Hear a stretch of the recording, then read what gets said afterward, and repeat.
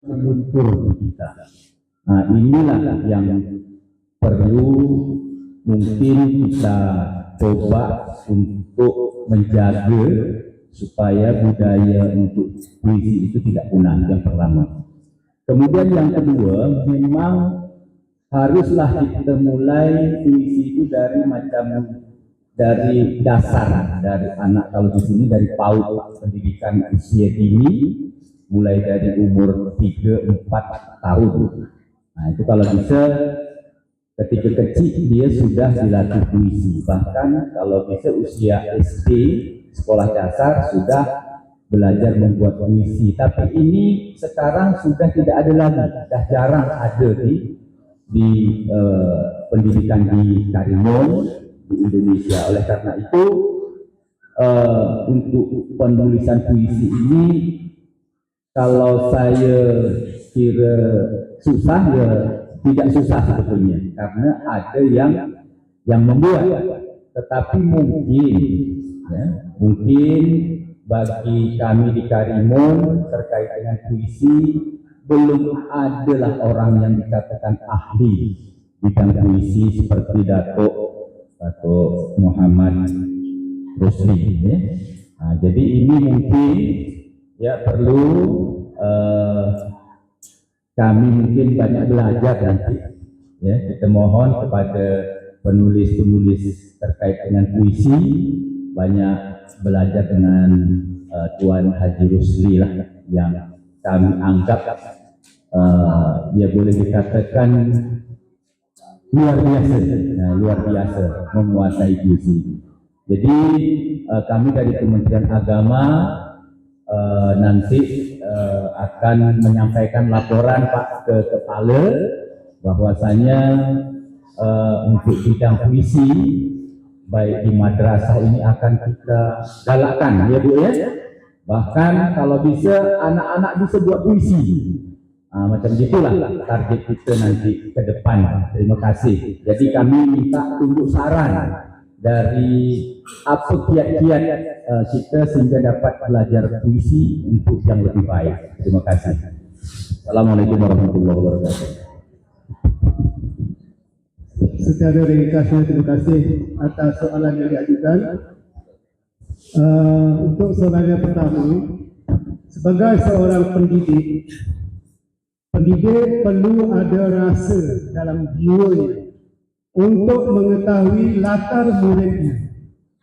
Tidak semua murid jiwanya sama, minat nalurinya sama. Jadi dalam konteks pembelajaran puisi di Malaysia, puisi sudah pun masuk dalam sukatan pelajaran bahasa Melayu. Sekolah dasar umur 789 dia dah belajar karuna, pantun 2 kerat diperkenalkan. Masuk umur 789, 10, 11, 12 tahap 2 dia dah masuk pantun 4 kerat. Jadi memang sudah diajarkan, suka tak suka memang diajarkan. Jadi untuk memberi pengayaan, memberi konkret, pengetahuan yang konkret, banyak sekolah membuat aktiviti sokongan dengan mengadakan pertandingan menulis, berbalas pantun, bawa ke rumah-rumah tokoh di kampung tersebut yang pandai berpantun, mengenali masyarakat. Itu pendekatan sekolah. Tapi pendekatan cikgu di dalam bilik darjah, sewajarnya dia kena kenal pasti siapakah anak murid dia. Ada anak murid hanya suka menulis, tapi tak suka membaca. Coba baca pantun, dia tak boleh. Dia tulis, tapi pantunnya cantik. Itu naluri dia suka menulis. Ada yang suka membaca, angkat tangan saja, kita sana baca dia, kita baca. Tapi bukan pantun dia, pantun dalam buku atau bilik orang lain. Yang ketiga, orang yang pelajar yang suka membaca, menulis dan juga membaca. Hebat. Yang itu perlu ada disimpan dalam kepala cikgu. Ya inilah anak murid yang perlu kita gila menjadi doktor muda. Kalau di sana panggil doktor muda, doktor yang akan membimbing kawan-kawan dia. Dalam bimbingan konseling pun dia adakan rakan sebaya, kan? Membimbing. Dan ada pula pelajar ni yang menulis pun tak mau, membaca pun tak mau, tapi dia suka bermain peralatan. Kan peralatan ketuk-ketuk, kawan dia baca, dia ketuk-ketuk, kan, dia tepuk-tepuk, kan. Jadi kita lihat bahawa kemahiran dia adalah kemahiran melodi. Jadi kita beri amanah dia. Ini pantun Aminah binti Ahmad. Ibu saya nak ambil ni, saya nak letak lagu ini, boleh jadi. Tapi kita sebagai cikgu kena ada ilmu. Boleh nak lakukan, tapi sebenarnya pantun hanya diucapkan sahaja. Ini sifat-sifat dia. Cikgu kena ada ilmu. Jangan yang tidak mengandaikan semua pantun mesti dilakukan. Nanti dia rockkan, ada macam-macam irama. Itu bagi saya bermula dari kreativiti seorang guru, termasuk penguasaan ilmu. Yang kedua ialah kebijaksanaan pengurusan guru dan pemimpin sekolah, ya, untuk memberikan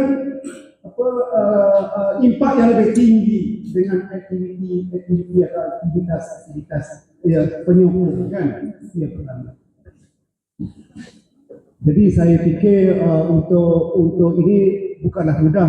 Kalau saya di Malaysia dulu, kita ada pendekatan yang dipanggil didik hibur, mendidik sambil menghibur.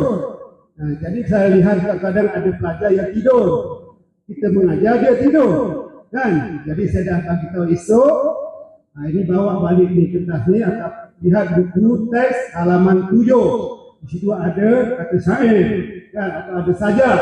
Balik baca, saya nak tanya, besok siapa yang nak main muzik? Saya cikgu, muzik apa awak nak bawa? Besok saya nak ambil botol, saya nak masuk pasir. Botol kosong masuk pasir, nak buat apa tu? Saya nak buat macam marakas. Elok juga, bagus juga dia katakan. Saya nak bawa ini, saya nak ini, kan. Okey, siapa nak baca besok? Siapa nak baca? Siapa besok yang nak menggayakan, menari ke depan, kan? Jadi kita nak lihat potensi, potensi murid kita. Ada yang suka membaca, ada suka menulis, ada suka kedua-duanya, ada suka musik, ada suka berlakon macam-macam. Jadi kelas itu hidup. Akhirnya minat dan jatuh cinta itu, insyaAllah jika kita tabah menanganinya, boleh percaya. Okey, cukup jelas ya apa yang disampaikan oleh beliau. Kita lanjut. Ada penanya kedua? Silakan. Terakhir. Boleh. Assalamualaikum warahmatullahi wabarakatuh. Waalaikumsalam warahmatullahi wabarakatuh. Saya ada pertanyaan sikit ke Dato' Rosli lah ya. Dato' Rosli? Okey. Baik. Datuk tadi jelaskan cara kita buat puisi dan segala macam, bahwasanya kita banyaklah membaca dan biar memperluas fiction kita ya. Bagaimana Datuk menggunakan kata-kata atau metode apa yang Datuk gunakan supaya kata-kata yang Datuk gunakan dalam pembuatan puisi itu dapat bermakna lebih kuat, lebih dalam makna dia? Apakah banyak membaca aja atau perlu kita ada penghayatan, perenungan atau pengalaman tersendiri sehingga kata-kata yang digunakan dalam lection itu terasa dalam bagi pembaca? Terima kasih. Assalamualaikum. Membaca saja. Penggunaan puisi yang digunakan oleh Datuk, kata-kata lection yang digunakan. Penulisan maupun bagaimana membacanya. Okey. Terima kasih, soalan yang bagus untuk kita berkongsi. Ini bukan satu rumus atau satu hukum yang betul. Ini satu perkongsian. Soalannya yang saya faham, bagaimana nak memilih kata-kata. Kan? Melihat sebuah sajak, kalau sajak ialah puisi Melayu moden, banyak orang suka pada sajak. Orang tak minat pada puisi Melayu tradisional, tapi menguasai puisi Melayu tradisional itulah akar tamadun Melayu.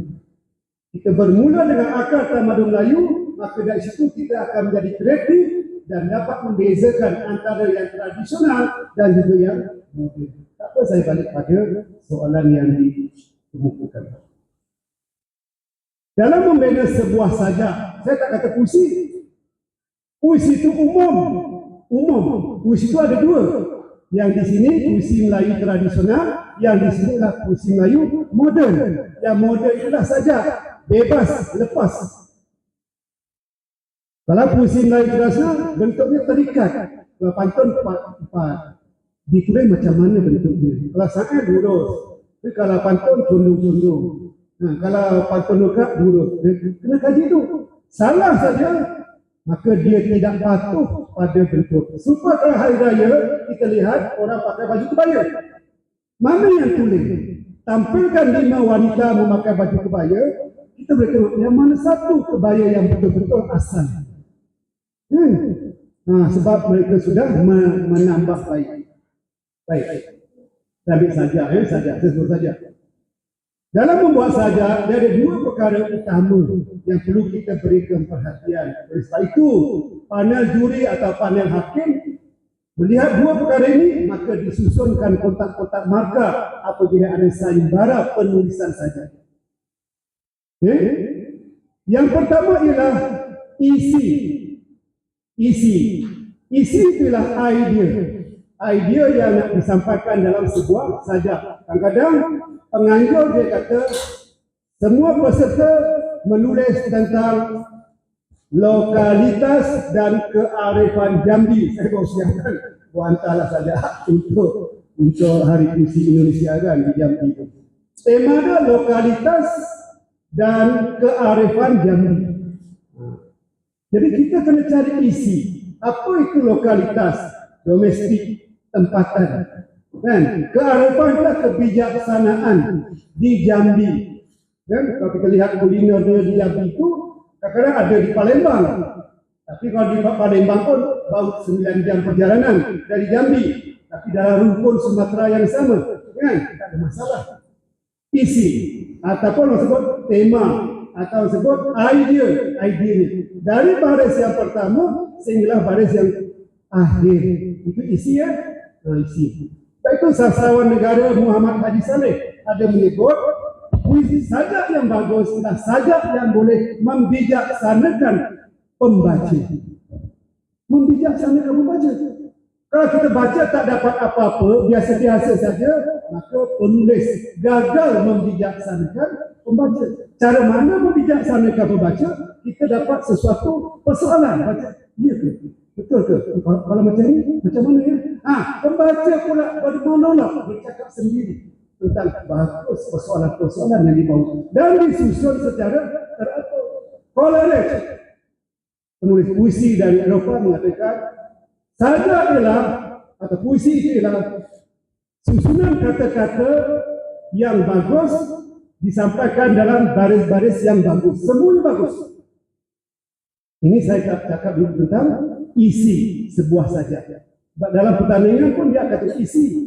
Isi itu betul tak betul, padat tak padat, kreatif tak kreatif, kritis tak kritis, macam itu. Yang kedua aspeknya ialah bahasa. Bahasa ialah alat. Ya, jadi kalau kita tahu tentang buah durian, semua orang tahu buah durian. Ada 5 pelajar, 5 tahu buah durian. Tapi kita lihat siapa yang mampu menyampaikan maklumat tentang durian dengan indah, dengan berhemah, dengan santun, dengan tepat maklumatnya daripada antara yang lain yang mungkin gagap macam itu. Jadi bahasa ialah alat komunikasi. Kebijaksanaan kita berkomunikasi, sama ada lisan atau bertulis, itu kekuatan seorang penulis. Maka apa yang dilihat? Yang dilihat adalah keindahan. Bahasa puisi bukan seperti bahasa prosa. Bahasa prosa kita ada, kalau dalam bahasa Melayu kita ada subjek, predikat. Saya hendak makan nasi. Saya subjek, saya. Hendak makan nasi ialah ceritanya. Faham? Tak? Saya nak makan nasi, tak payah tanya, awak dah faham. Tapi dalam puisi dia tak begitu. Nasi mengenyangkan, menyelerakan. Coba, dibaca pun tidak laju, dipanggil tempo. Dipanggil tempo. Kenapa mesti ada tempo? Kerana orang kena faham. Belum habis satu perkataan dia dengar mengenyangkan, menyelerakan. Oh, itu kalau kena sini mengenyangkan dan betul tak? Tapi ada pelajar-pelajar saya kata mengenyangkan dan menyelerakan laju. Kemampuan orang di depan saya ini berbeza-beza. Ada yang boleh faham, ada yang tidak boleh faham. Tanggungjawab kita sebagai penyampai tersebut untuk menjaga tempo. Sebab dia bukan ayat lengkap. Itu ayat-ayat pendek, padat, ya, yang ada kesan makna yang apabila soal bahasa, yang penting ialah gaya bahasa, unsur gaya bahasa. Unsur gaya bahasa ini banyak. Kalau kita dengar lagu-lagu artis-artis di mana-mana pun, sama ada bahasa Inggeris ke bahasa Indonesia, dangdut ke lagu Melayu asli kan, ialah berlakunya perkataan pengulangan, diulang. Amboi bersama Dona. Betul? Ingat tak nak penyanyi bersama Dona? Lagu apa? Lemak Manis. Kan? Amboi. Gitu maksud. Amboi. Betul tak? Dia ulang-ulang. Apa tujuan diletakkan amboi? Pertama untuk memberi hiburan, yang kedua untuk memberi penegasan. Ya? Amboi, kadang-kadang dia bahasa sindiran. Amboi. Selalu kata macam ini, amboi, kan? Dan kita sebagai orang yang nak menyampaikan, kena pilih intonasi mana yang sesuai. Kita berbalik pada itu dipanggil bahasa pengulangan. Ya, bahasa pengulangan. Yang kedua dia ada lagi bahasa perbandingan. Bahasa perbandingan ini contohnya ada tiga. Pertama metafora. Selalu kita dengar jambatan ilmu. Kita dengar tak jambatan ilmu? Jambatan kita nampak, oh itu jambatan. Adik dari faham jambatannya apa ya? Itu apa tu? Titi ya. Itu jambatan ya. Oh itu jambatan. Boleh nampak konflik. Ilmu apa ya bang? Siapa nak berangkat? Ilmu. Tak nampak. Jadi antara dua perkataan yang menggabungkan sesuatu perkataan konkret dan yang abstrak itu ialah metafora. Satu lagi bahasa perbandingan adalah simile. Simile ini ialah menggunakan kata-kata perbandingan. Cantik bagimu, bagaikan bulan purnama. Bagaikan, ada perkataan bagaikan bulan purnama, maka dia telah menggunakan gaya bahasa simile. Sedap atau tidak sedap. Itu dengan ilmu. Sebab tu kalau saya sebutkan dengan ibu moderator, kalau kita buat saja, kita ada proses eraman. Simpan dulu. Pengendapan dulu beberapa hari. Eraman. Jadi kita simpan, tengok dia tulang balik. Oh, nak tambahkanlah dengan simile. Dia bisa ada ilmu tentang usul gaya bahasa. Betul tak? Macam itu. Ataupun personifikasi. Personifikasi datang daripada perkataan person. Person itu orang, perorangan. Kan? Apa itu perorangan? Jadi daun kelapa melambai-lambai. Melambai itu perbuatan manusia. Betul tak? Tapi dikenakan pada objek bukan manusia. Pohon melambai. Ombak berdangdut. Ombak berdangdut. Itu contoh gaya bahasa. Ada banyak lagi gaya bahasa. Memang saya kalau yang kata saya tak jadi itulah. Jadi berbalik pada macam mana nak pilih kata-kata. Yang pertama bermulalah dengan pengajian. Mengkaji, belajar bagaimana nak mendapatkan kosakata. Ya, kata dan aspek-aspek pecahannya. Yang kedua kita kena tahu makna dia. Baik. Kalau kata saya nak perkataan di sini mungkin dengan Johor dia lain perkataan. Kalau di letak kasnya apa ya? Kata dia apa? Apa? Sandang. Okey, sandang. Ikut. Lagi? Galas. Apa lagi? Ngandang. Dulu orang jual sate kan? Ngandang kan? Kandang kan? Kandang. Ikut. Kalau dia kata junjung dekat kepala. Ngendong dekat sisi. Dukung. Semua perkataan itu berkisar antara kepala dengan bahu. Jadi kita nak bagi tahu pembaca mana kesan makna yang lebih tepat dan mengikat kepada puisi dan kepada pembaca akhirnya menikmati perkataan itu. Kan? Jadi atas itu kita kena ambil banyak pertimbangan. Itu kena ada detail. Jadi bagus soalan ini sebenarnya untuk diakhirkan. Ya, tapi itu je. Boleh. Oke ya, Bapak, Ibu, Tuan dan Puan.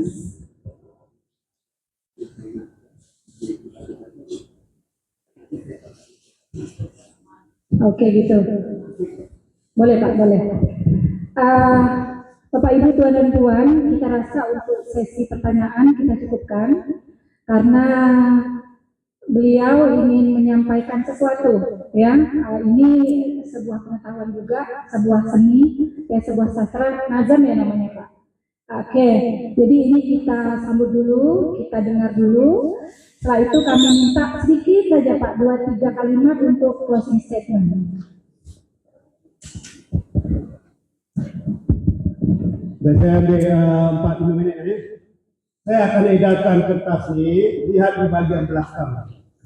Walaupun saya tidak mendedahkan dari awal hingga akhir apakah itu nazam, tapi nota yang saya edarkan itu bolehlah dibaca dan dipahami. Ya. Cuma saya nak menerangkan bagaimana menyampaikan nazam. Ya. Kita boleh tulis syair, macam mana lagu yang kita pilih untuk bersyair. Kita boleh tulis nazam, bagaimana nak menyampaikan nazam. Jadi lihat halaman belakang. Saya pilih nazam saya dulu. Ya.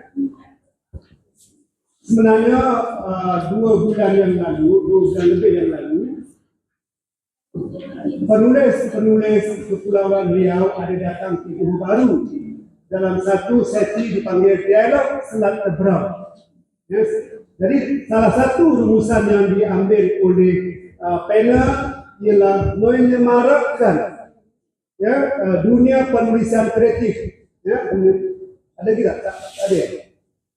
Sudah bang? Berkongsi. Satu berdua atau satu bertiga. Yang berkongsi itu ibu saya. Jadi sekarang ini saya diminta oleh Persatuan Melayu Johor mencari penulis kalau boleh menulis nazam, kita menulis nazam. Dalam buku itu nanti lebih kurang dalam 80 ke 100 penulis. Dia ada separuh dari Kepulauan Riau, separuh dari Johor. Saya dan kawan-kawan dah pergi Natuna lah, berpusat di Sekolah Tinggi Agama Natuna. Jadi saya sudah hantar, dah dapat 2 karya nazam. Tapi ada panel yang akan pilih lah dengan pembetulan dan sebagainya. Jadi kat sini yang kalau ada yang nak hantar karya, tulis saja. Ya, ambil nombor saya 019.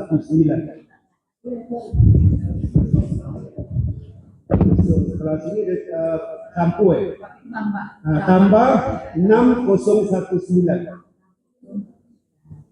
720 1570. Ya, maaf lagi ada nama dekat kertas ya.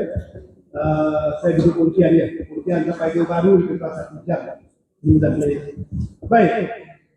Kita sama-sama baca dengan saya mulakan. Kalau kita tak mula, bila lagi kita nak mula. Sebab saya berdasarkan pengalaman, saya membaca sajak dulu, bukan saya tulis sajak. Saya membaca sajak dulu, baru saya tulis sajak.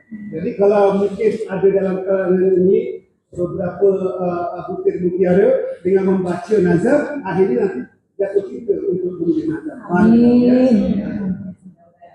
Baik, saya perdengarkan dahulu lah. Dia sama saja. Ya, puisi-puisi Melayu tradisional, rima dia sama saja. Hanya penulis-penulis baru saja meletakkan ada chorus.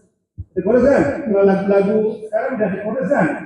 Lagu dulu memang semuanya mono. Mana satu irama saja dari awal hingga akhir. Ya.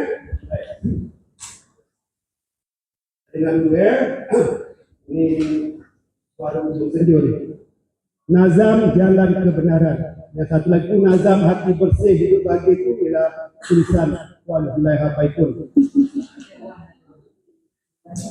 Allah Allah Azza wa Jal Tuhan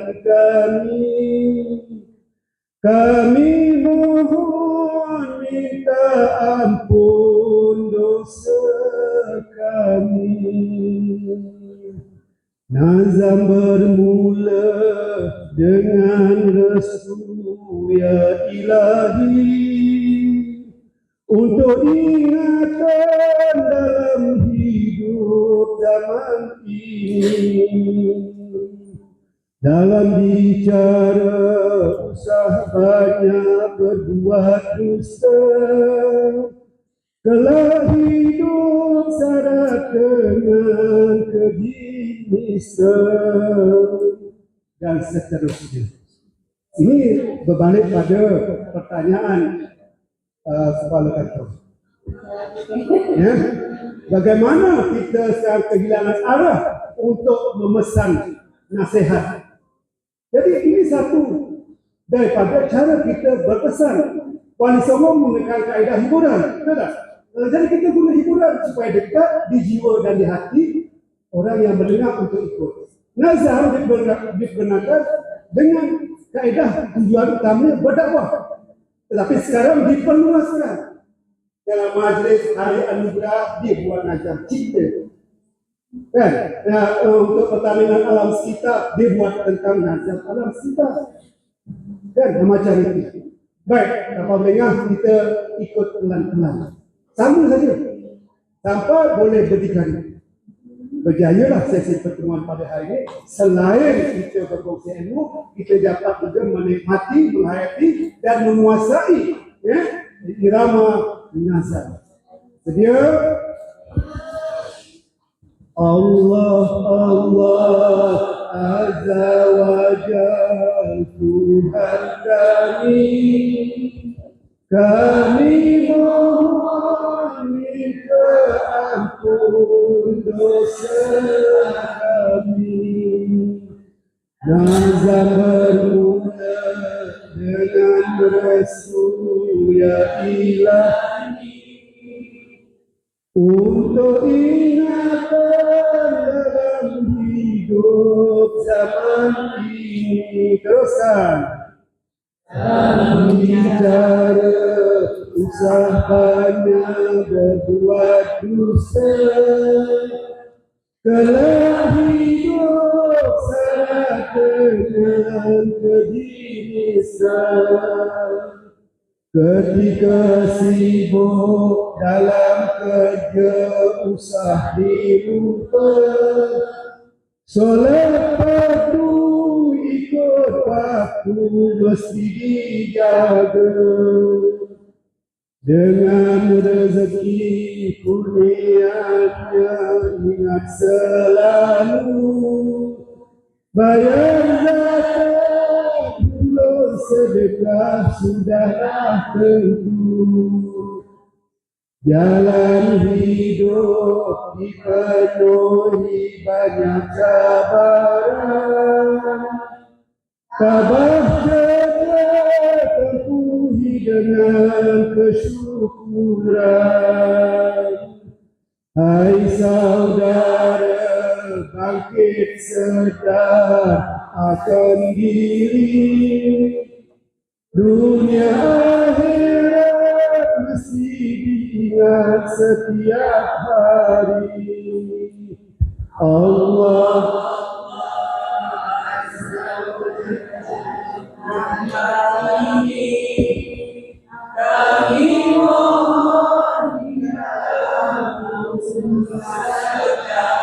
Okey, tanya siapa semuanya di penghujung pertemuan ini, ya dapat kita kongsikan bagaimana irama nazam, ya, dan pernah kita menyebut perkataan nazam, ya. Baik Bapak dan Ibu, cukup panjang lebar kita menggali ya ilmu terkait puisi Melayu, dan tadi ditutup dengan pembacaan nazam. Nah, jadi nanti kita ulang-ulang kembali, ya kita praktekkan kembali di rumah. Bapak kan membuka terus ya Pak kontak.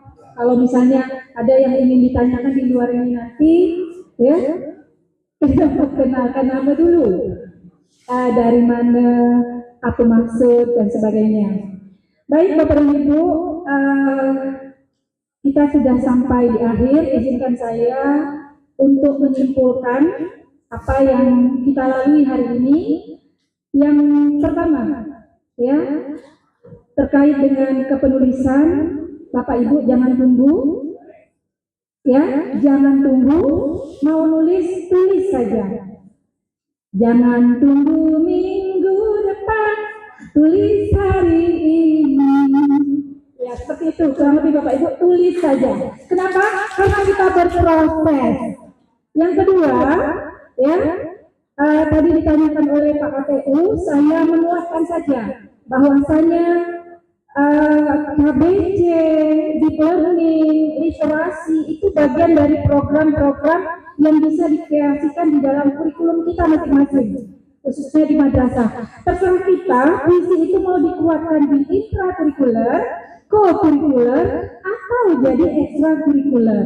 Nah itu kepada pimpinan dan kepada para guru, ya, begitu juga Pak Kasih, ini bisa nanti dikreasikan lah akan seperti apa sebenarnya perjalanan literasi di lingkungan Kementerian Agama Kabupaten Karimun. Bapak, terakhir kami tak ada kata lain tentu mengaturkan ribuan terima kasih setinggi-tingginya kepada semua yang telah hadir hari ini, ya, kepada rombongan, kepada panelis utamanya yang telah banyak tadi memberikan informasi-informasi baru, ilmu baru.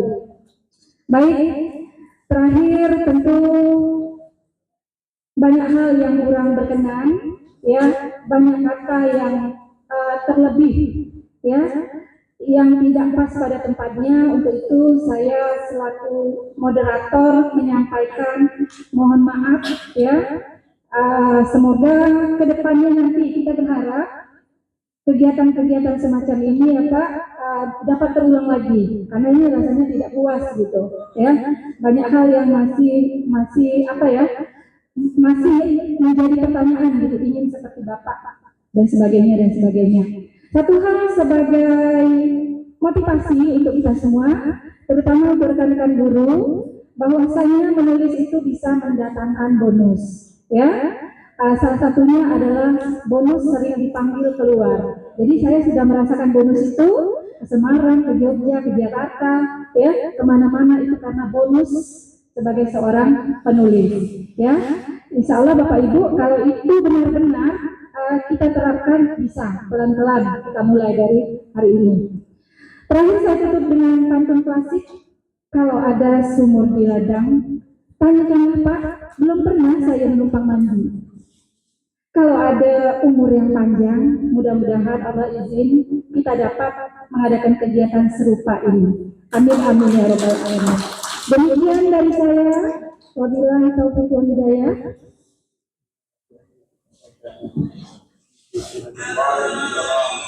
Boleh, ya, saya tutup dulu ya Pak. Wassalamualaikum warahmatullahi wabarakatuh. Bapak dan Ibu jangan kemana-mana dulu, karena setelah ini ada cenderamata katanya, kenang-kenangan yang akan diberikan kepada Madrasah Aliyah Negeri Karimun.